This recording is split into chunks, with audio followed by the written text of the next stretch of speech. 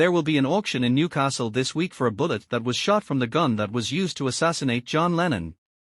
Officer Brian Taylor of the Northumbria Police Department was presented with the item by the New York Police Department. Following his visit to the department, the New York Police Department permitted him to shoot the gun. The bullet will be put up for auction on February 29 at Anderson Garland, an auction house in Newcastle, and it was just recently discovered that Taylor had passed away. The director of the auction house described the bullet as one of those slightly macabre deals that they get every once in a while that attracts everyone's attention.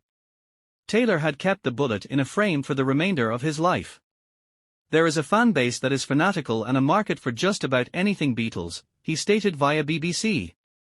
There is a market for just about anything Beatles.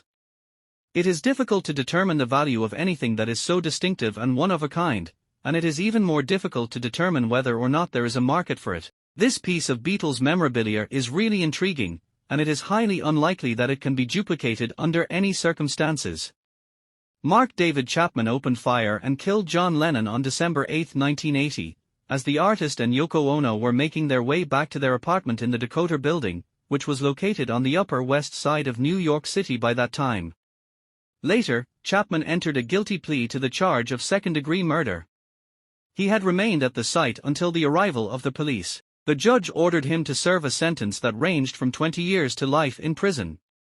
Chapman had stated in 2022 that he had shot John Lennon because he wanted to be somebody and nothing was going to stop him from achieving that goal.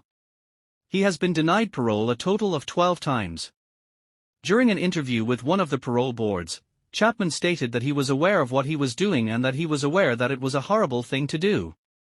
Even though I was aware that it was unethical, I pursued fame with such fervor that I was willing to sacrifice everything and even take the life of another person. This is not anything that I am going to blame on anything else or anyone else for bringing me to that place. In my heart, I felt that this was horrible. Then, Chapman stated, I wanted to be somebody, and nothing was going to stop me from doing that. He went on to say that killing John Lennon was his most significant response to everything. It was no longer going to be the case that I was a nobody.